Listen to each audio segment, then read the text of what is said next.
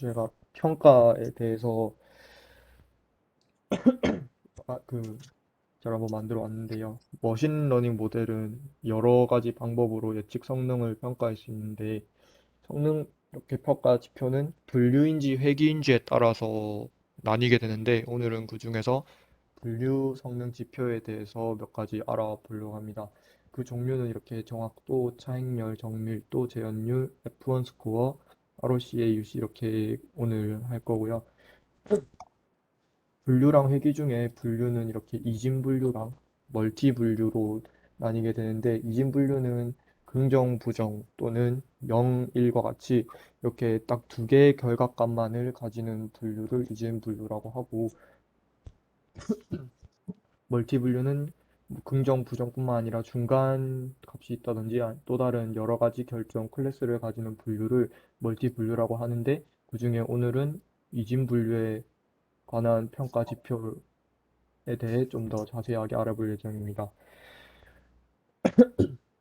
가장 먼저 정확도에 대해서 배울 텐데요. 정확도는 실제 데이터에서 예측 데이터가 얼마나 같은지를 판단하여 직관적으로 모델 예측 성능을 나타내는 평가 지표인데 정확도는 이렇게 전체 예측 데이터 건수 분의 예측 결과가 동일한 데이터 건수, 그러니까 그냥 전체 예측한 횟수 분의 맞춘 횟수라고 생각하시면 될 것 같고 그냥 그래서 가장 쉽게 구할 수 있고 가장 직관적으로 볼 수 있는 평가 지표라고 생각을 하는데요. 아까 이진 분류 아까 나온 이제 0, 1 또는 긍정, 부정과 같은 두 가지 결과값을 가지는 분류에서는 이 데이터가 어떻게 구성되어 있는지에 따라 머신러닝 모델의 성능을 좀 왜곡할 수 있기 때문에 정확도 하나만 가지고 쉽고 직관적이라고 이거 하나만 가지고 그 모델의 성능을 평가해서 안 됩니다.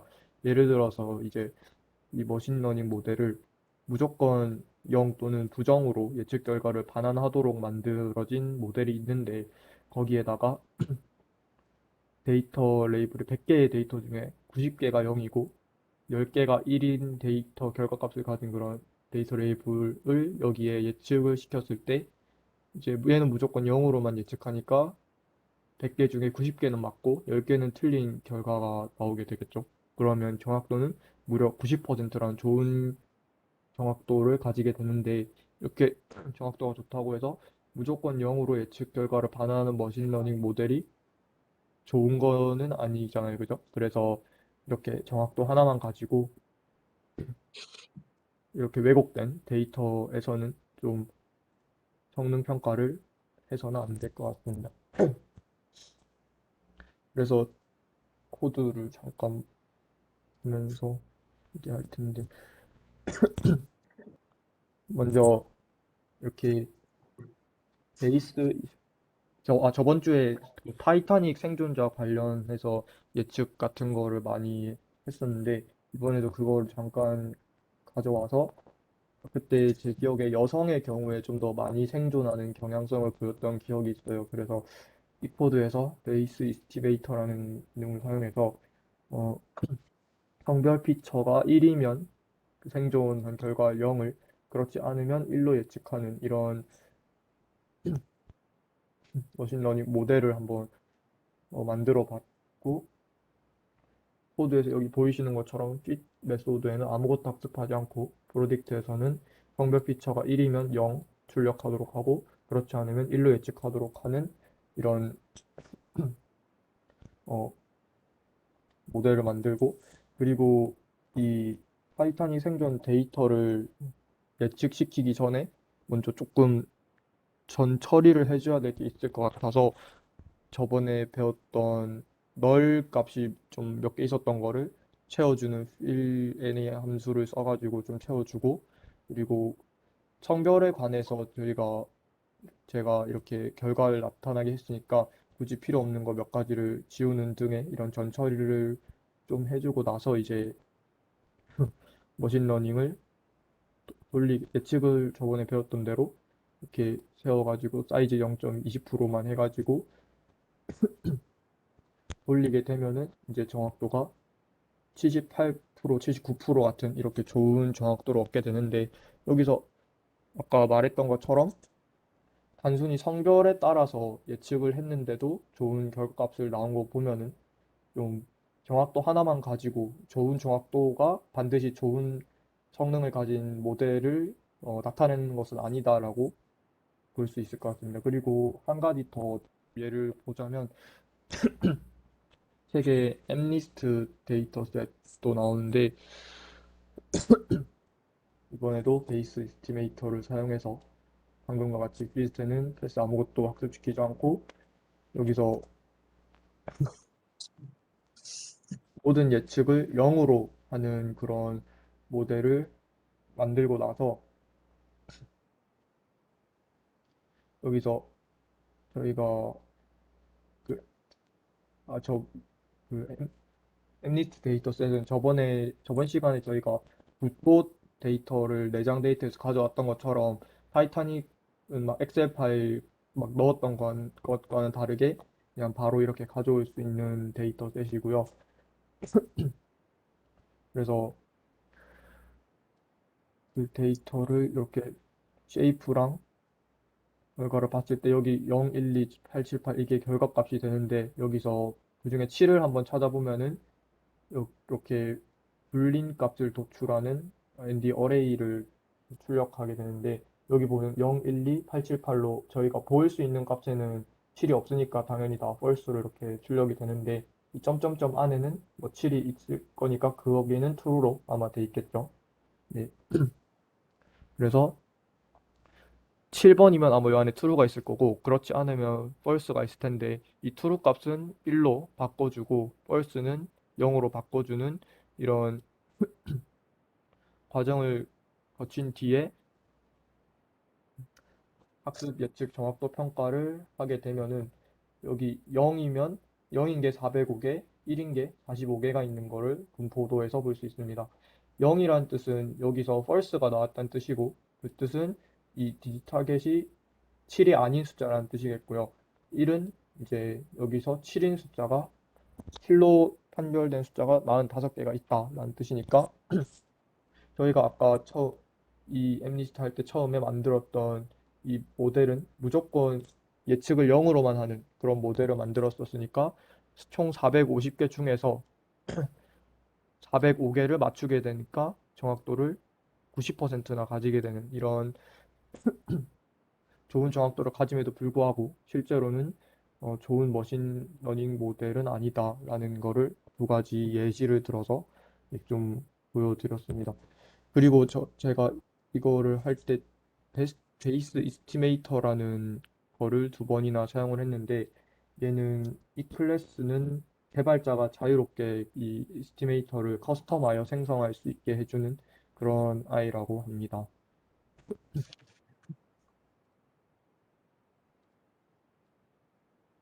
근데 그딱 한 분 들어오셨나요, 지금?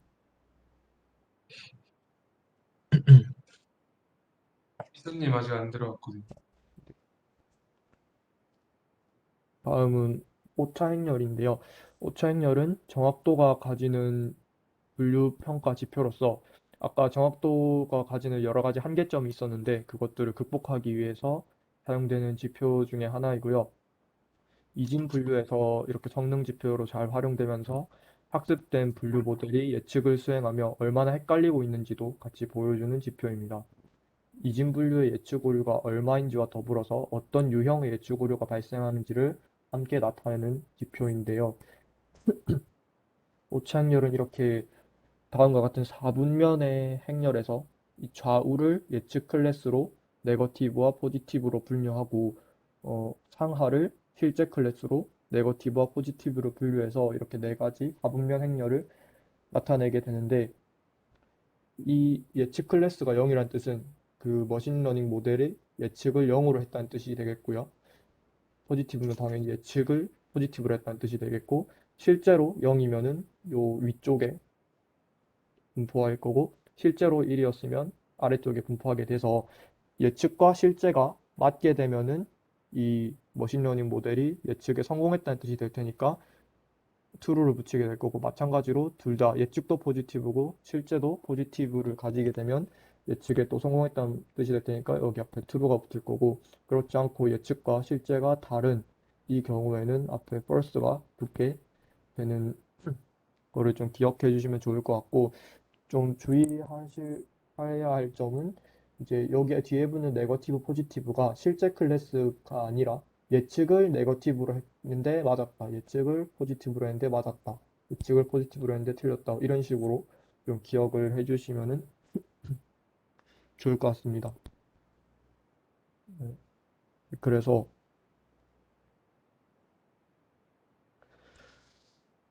저희가 이번 컴퓨터 매트릭스라는 기능을 통해서 이런 어레이의 형태로 오차 행렬을 이렇게 4분면으로 파악할 수 있는데, 아까 저희가 이 엠리스트 데이터셋에서 찾았던 그런 음, 결과를 그대로 여기 오차 행렬을 보여주게 되면은, 저희가 아까 제가 예측을 다 0으로 했으니까 당연히 예측 클래스를 좌우로 나눴을 때 다 왼쪽에 있는 거를 볼 수 있고, 실제 클래스도 0이어서 맞춘 게 405개, 틀린 게 45개. 이렇게 어떤 식으로 맞췄고 어떤 식으로 틀렸는지까지 알 수 있는 오차행렬을 이렇게 시각적으로 볼 수 있는 효과가 있겠습니다.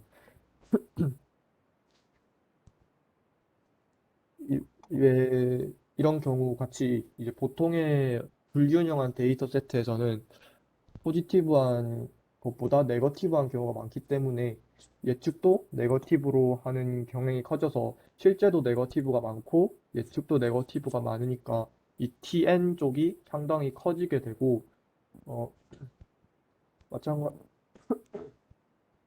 마찬가지로 실제로 네거티브가 많으니까 FN, TP, FP는 줄어들게 되는 이런 결과를 보이는 경우에, TN이 엄청 크고 다른 것이 작은 경우에는 이게 좀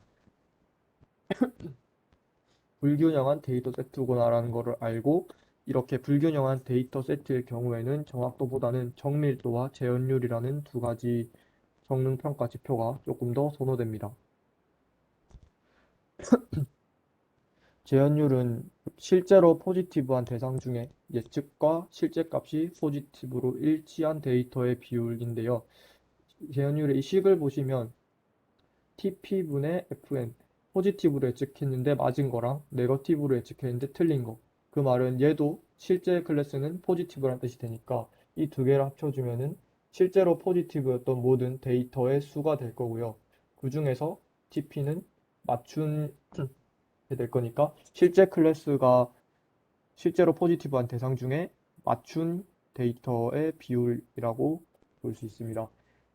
그래서 이 재현율은 실제로 포지티브인 대상을 네거티브로 잘못 판단하면 안 되는 경우 재현율이 더 중요하다고 하는데, 이 재현율을 높여야 되는 업무에서는 이 FN, 실제로는 포지티브인데 네거티브로 예측해서 틀린 경우를 최대한 줄이는 게 중요할 텐데요. 예를 들면은 이제 암 환자를 예측하는 그런 모델의 경우에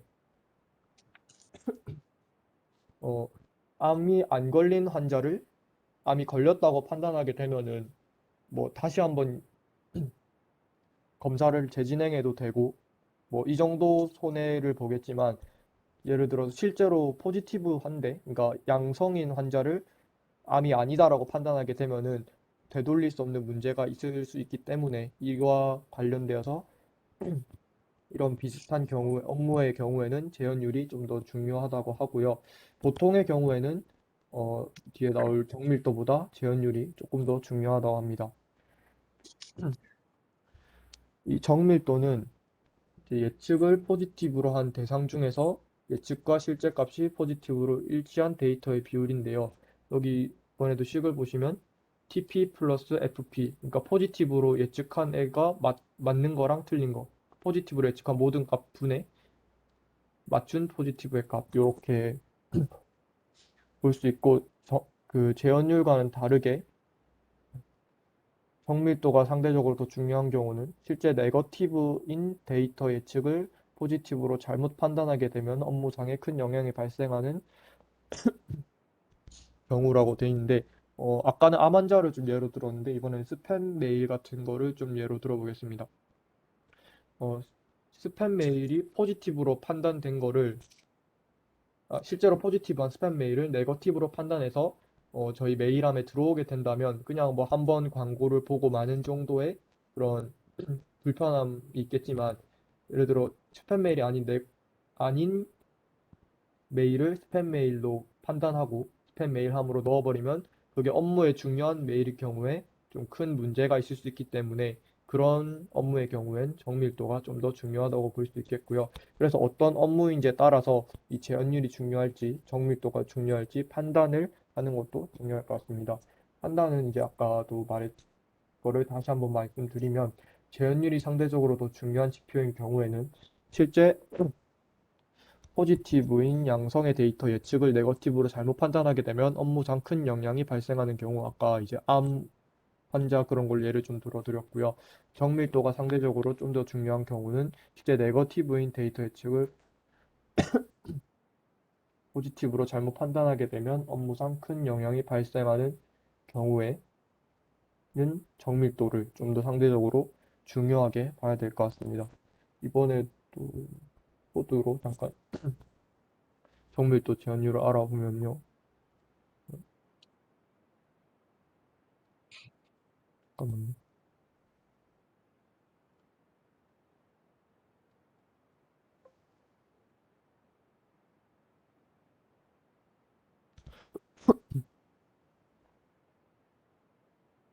아, 어, 정밀도 제한율을 하기 위해서는 이렇게 프리시전 스코어, 리콜 스코어라는 거를 임포트해서 사용을 하면 되고요. 어, 이번에도 타이타닉 데이터에서 생존자 데이터에서 한번 정밀도 제한율을 알아볼 텐데 요 get LF 이거는 이 책에도 계속 나오는데 정확도, 정밀도, 재현율을 한 번에 오창렬까지 이렇게 보여주는 그런 함수를 아예 만들어 버려서 마지막에 이렇게 한 번에 볼 수 있도록 하는 그런 함수이고 그 전에 이제 원본 데이터를 처음부터 다시 가져와서 데이터를 이렇게 이차 타겟 이렇게 나누고 이렇게 타겟으로 설정할 서바이브 값이 사라진 거를 피처로 변환을 하게 되고요. 그리고 나서 이렇게 평가를 수행을 하고 아까 저희가 설정해 놓은 getCLF 이발 함수를 사용하면은 이렇게 오차행렬, 정확도, 정밀도, 재현율을 모두 볼 수 있는 결과를 얻을 수 있습니다. 여기서 보면은 정확도는 왼쪽 위에 tn, 오른쪽 아래에 TP를 더한 값을 전체에서 나누면 정확도가 나오겠고요. 정밀도는 오른쪽 아래 TP를 오른쪽 P 전체 이 두 개의 합으로 나눠주면은 정밀도가 나오게 되겠고요. 재현율은 TP를 아래 요 두 개의 합으로 나눠주면은 재현율이 나오게 되겠습니다. 앞에 이제 페이지 여기서 이제 정밀도가 중요한 업무가 있고 재현율이 중요한 업무가 있다라고 좀 말씀을 드렸는데 중요한 만큼 이 수치를 조정할 수 있는 방법이 있으면 좋겠죠. 그 방법을 이제 정밀도 재현율 트레이드 오프라고 하고요. 이렇게 서로를 분류하려는 업무의 특성상 정밀도 또는 재현율이 특별히 강조돼야 할 경우 분류의 결정 임계값을 조정해서 정밀도 또는 재현율 수치를 좀 더 높이는 그런 것을 정밀도 재현율 트레이드 오프라고 합니다. 정밀도와 재현율은 상호 보완적인 지표이기 때문에 어느 하나를 올리면은 어느 하나는 떨어지는 것이기 때문에 잘 조절을 해서 하나를 강조할 수 있도록 해야 될 것 같습니다. 그리고 이렇게 분류 결정을 할 때 아까 여기서 임계값을 조정한다고 했는데 임계값은 이제 0에서 1까지의 확률에서 임계값보다 크면은 포지티브, 작으면 네거티브로 도출하는 그 값을 기준값을 임계값이라고 할 거고요. 때문에 분류 결정값이 낮아질수록 포지티브로 예측할 확률이 높아집니다. 예를 들어서 임계값이 0.5였다면 0.5보다 큰 뭐 0.6, 0.7 이런 애들은 포지티브로 나오고 0.45는 아마 네거티브로 도출이 될 텐데 임계값을 낮춰서 0.4로 설정한다면 아까는 네거티브였던 0.45도 이번에는 포지티브가 되기 때문에 그만큼 포지티브로 예측할 확률이 높아지게 되겠습니다. 그리고 임계값을 아무렇게나 설정을 하지 않으면 디폴트로 0.5의 임계값을 가지게 되고요. 어, 이런 이 프레딕트 프로바의 메소드로 분류 결정 예측 확률을 반환합니다. 그러면 여기서 질문 하나만 드리도록 하겠습니다. 아까 제가 여기서 임계값을 낮추면은 포지티브로 예측할 확률이 높아진다고 했는데요. 어, 이렇게 임계값이 낮아져서 포지티브로 예측할 확률이 높아지게 되면은 재현율과 정밀도는 각각 어떤 변화를 보이게 될까요?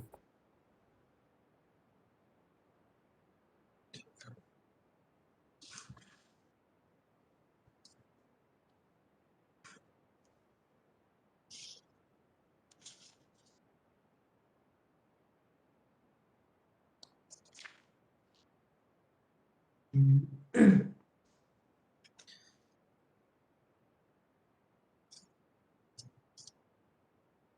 재현율은 높아지고 정밀도는 낮아질 것 같습니다.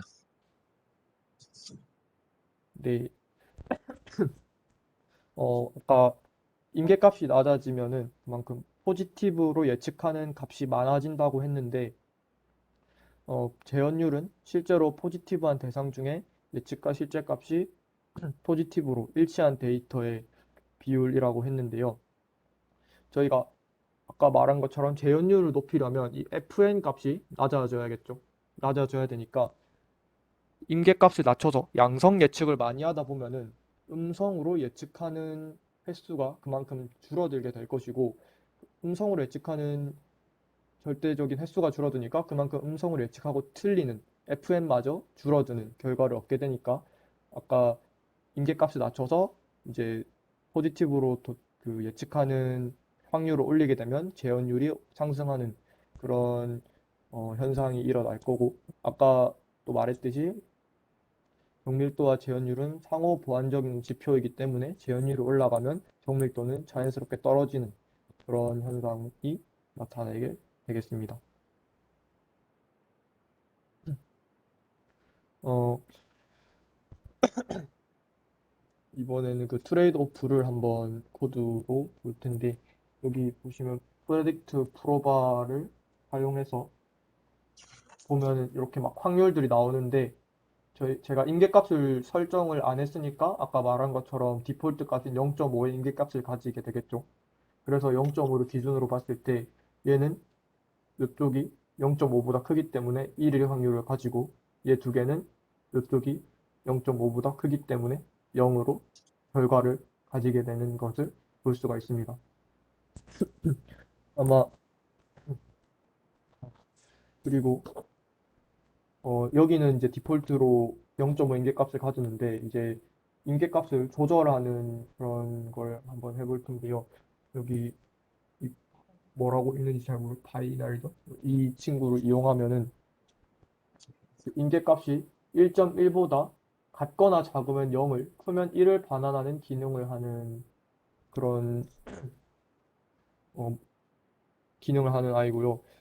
그래서 요 x의 이 행렬에서 임계값을 1.1이라고 했으니까 1.1보다 같거나 작으면 0을 작은 애, 작은 애, 이렇게 작은 애들이나 또 여기 같은 애도 다 0이 되고 1.11 같이 조금이라도 더 큰 애는 다 1을 반환하는 이런 역할을 하는 애로 이제 예측값을 변환해 보겠습니다. 그래서 여기는 0.5로 지금 설정을 해서 결과를 추출한 아이인데 얘는 사실 원래 값도 0.5이기 때문에 실제 값이랑 차이가 없겠죠, 당연히. 그런데 이제 0.4로 바꾸게 되면은 이렇게 오차행렬과 정확도, 정밀도 전부 다 차이가 나는 거를 이렇게 볼 수가 있는데요. 아까 임계값을 낮춰서 포지티브로 나올 확률을 높이게 되면은 그만큼 재현율이 올라간다고 했는데 그것도 여기서 이렇게 확인을 할 수가 있습니다. 어, 그리고 이번에는 이 임계값을 0.4, 0.45 뭐 이렇게 다섯 가지로 여러 가지로 늘려가면서 바꿔가면서 결과를 보면은 이렇게 여러 가지 결과가 나오게 되는데 서로 조금 정리를 깔끔하게 해보면은 이렇게 결과값을 볼 수가 있습니다. 임계값 임계값이 낮아짐에 따라서 재현율은 점점 올라가고 정밀도는 점점 낮아지는 예, 이런 현상을 볼 수가 있고요. 어, 이 중에서 저희가 원래 0.5에서 재현율을 조금 더 올려야 했으니까 0.4나 0.45 둘 중에 하나가 좋을 것 같은데 그 중에서 얘는 정밀도가 너무 떨어지니까 0.45가 제 생각에는 조금 적당할 것 같은 생각이 듭니다. 음,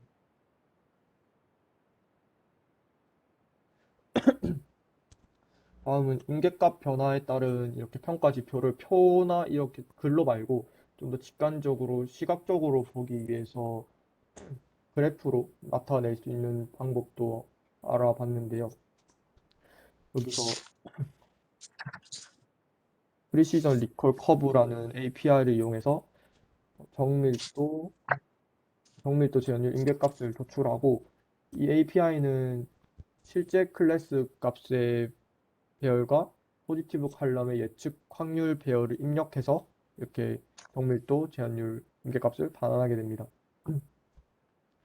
어, 각각의 쉐이프를 보고 잘 도출되는지 확인하기 위해서 이렇게 샘플을 뽑아서 다섯 개만 뽑아서 잘 되었는지 확인을 한번 해보고요. 그리고 이제 15의 간격을 두고 10개를 추출해서 이렇게 임계값, 정밀도, 재현율을 각각 나타내는 이런 코드를 한번 만들어 보았습니다. 그리고 이제 이거를 좀 시각적으로 곡선을 그리기 위해서 매트플롯 이걸 이용해서 그림으로도 나타낼 수 있었는데 X축을 이제 임계값으로 Y축을 정밀도, 재현율 값으로 해서 정밀도는 점선으로, 재현율은 실선으로 하는 이런 그래프 모양을 볼 수 있고요. 그래서 여기 보시면 이제 상호 보완적 관계라는 게 좀 더 직관적으로 볼 수 있죠. 그래서 타이타닉 생존자 예측 모델의 경우 아까 말했던 것처럼 0.4에서 0.45 정도 되는 이 지점에서 재현율과 정밀도가 비슷해지는 그런 모습을 볼 수 있습니다. 그리고 이거 녹화 시간 제한 있지 않나요?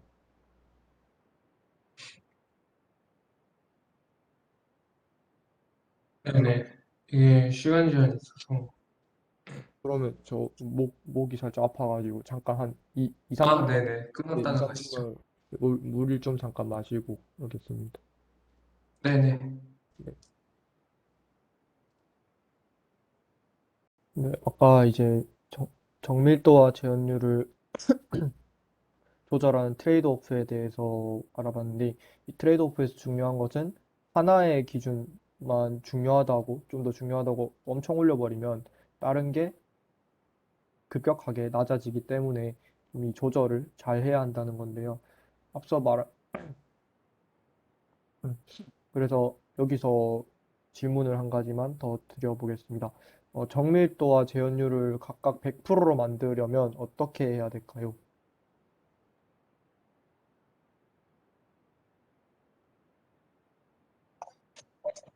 모두 다 포지티브로 예측합니다.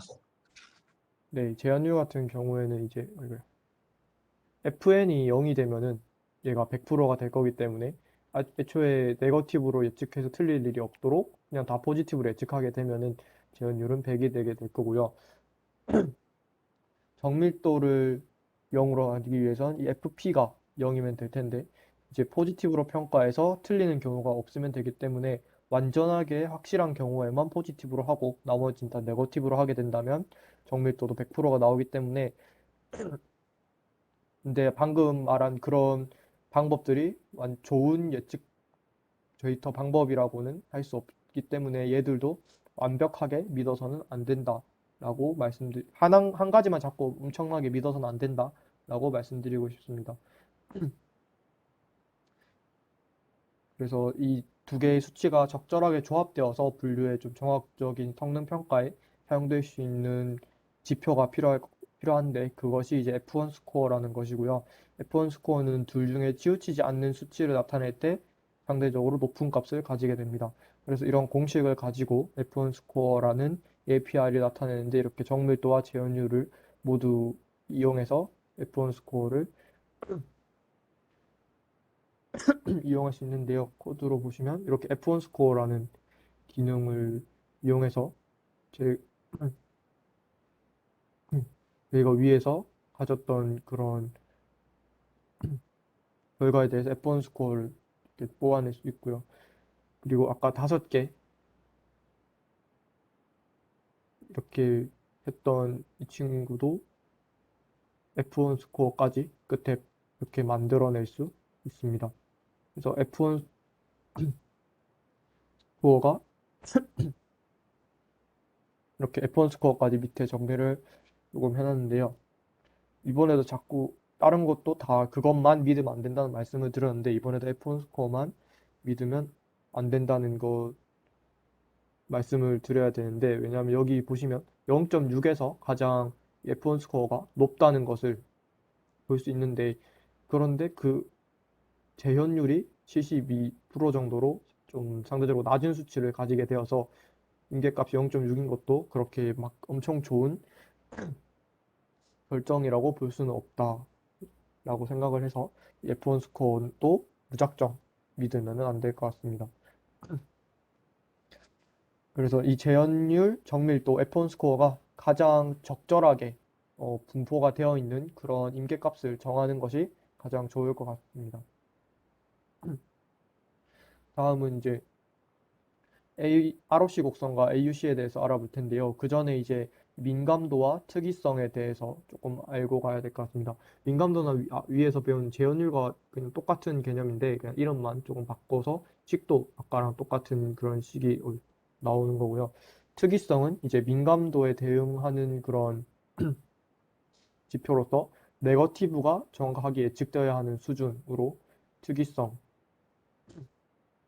가져오게 되는데 이제 ROC 곡선에서는 이제 FPR이라는 개념이 쓰이는데 FPR은 이제 1에서 TNR을 특이성은 뺀 만큼의 값이 됩니다.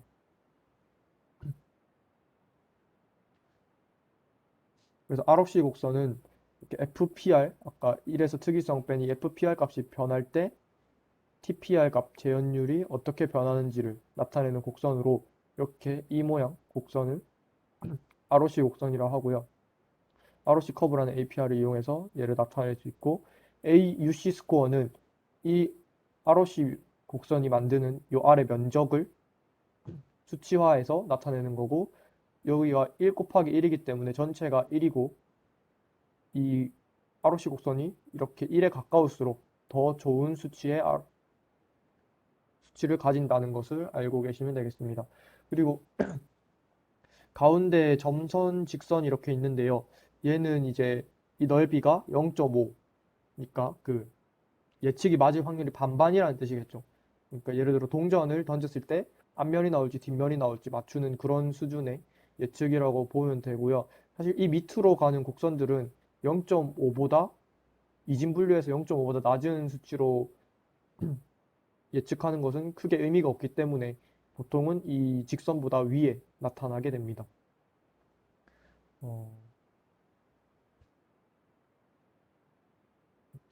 그래서 앞서 말한 것처럼 이렇게 두 개의 값을 입력해서 이번에 FPR, TPR, 임계값까지 이렇게 반환하는 ROC 커브를 이용해서 임계값 배열 로우를 이렇게 받고 그 중에 아까는 15의 차이를 두고 10개를 뽑았었던 것도 있었는데 이번엔 5의 차이를 두고 이렇게 10개를 추출해서 그거에 따른 임계값 FPR, TPR을 다 이렇게 뽑아 보았고요.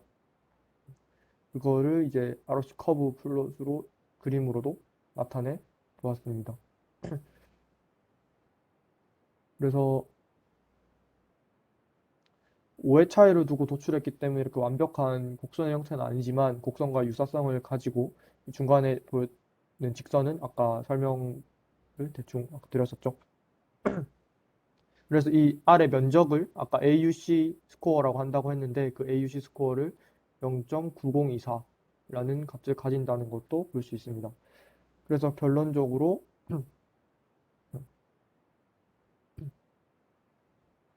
지- 지금까지 배웠던 그 6개의 수치들을 모두 다 나타낼 수 있는 그런 함수를 여기 그냥 적어만 놨습니다. ROC, F1, 리콜 프리시전, 그리고 오차행렬까지 6개를 전부 다 나타낼 수 있는 함수고요. 어, 그리고 이제 지금까지 배운 6가지를 이용해서 빠르게 피마 원주민 데이터를 예측한 것을 평가하는 것을 코드로 한번 보도록 하겠습니다.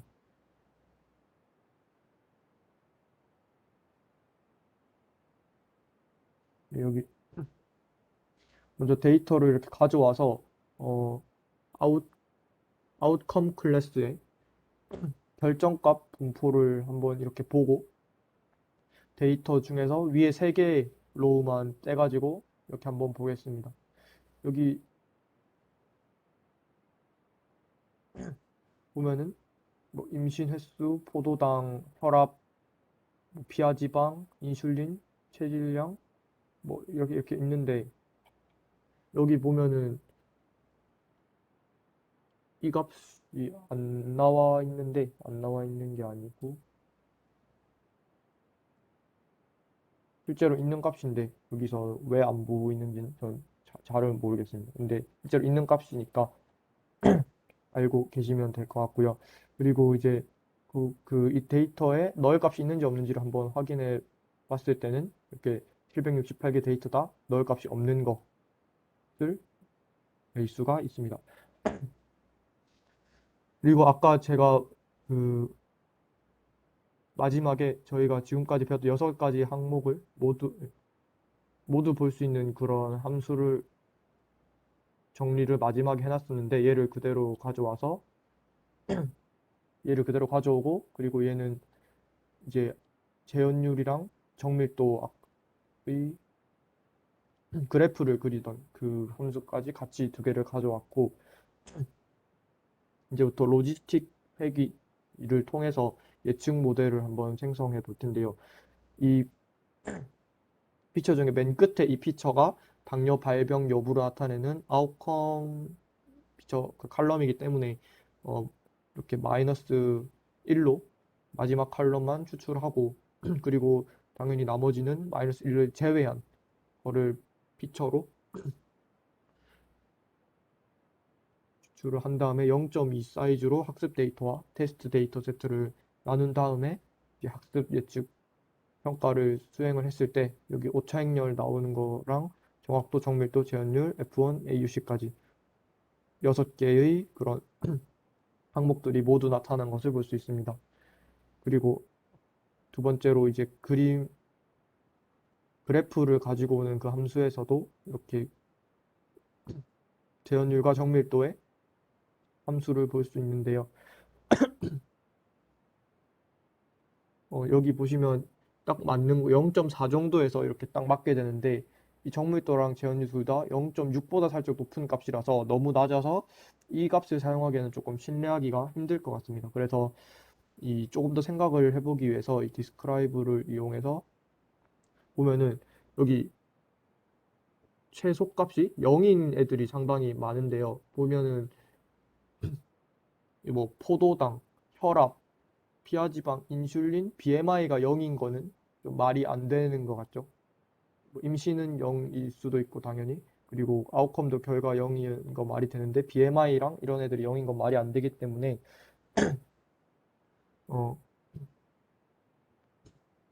먼저 포도당에서 0이 얼마나 있는지 확인을 이렇게 해보면은 요만큼 0의 값을 가진 것들을 0값이 있는 피처들을 0이 얼마나 있는지를 알 수가 있고요. 그래서 0값이 있는 피처들에서 데이터 건수와 퍼센트를 한번 계산해 봤을 때 특히 이 피하 지방이랑 뭐 인슐린 같은 경우에 0값을 가진 데이터가 무려 30%, 50%에 달한다는 것을 볼 수 있습니다. 이런 데이터니까 아무래도 결과가 이렇게 좋지 않게 나왔겠죠. 그래서 이렇게 0일 수 없는 값들을 좀 채워줘야 될 것 같은데 이번에는 이런 값을 그래도 평균값 가장 신뢰할 수 있는 값인 평균값으로 한번 대체를 이렇게 해줘 보고요. 일괄적으로 0값 대신에 평균값을 넣은 데이터를 아까 처음 했던 거랑 마찬가지로 그대로 학습 예측 평가를 수행해서 새로운 오차익렬과 이 6가지 평가 지표들을 한번 출력해 보았고 분류 결정 인기값을 아까 바꿔가면서 이제 포지티브 나올 확률들을 설정해 가면서 이렇게 정확도, 정밀도, 재현율, F1, AUC까지 다 나타내서 F1 스코어 기준으로 봤을 때 가장 높은 0.48이 저는 가장 좋은 임계값이라고 생각을 했습니다. 그래서 여기까지가 제 발제 그거였고요. 제가 오늘 코로나 때문에 컨디션도 안 좋고 목도 안 좋아가지고 들으면서 힘들었을 텐데 끝까지 들어줘서 감사합니다. 고생하셨습니다. 입니다.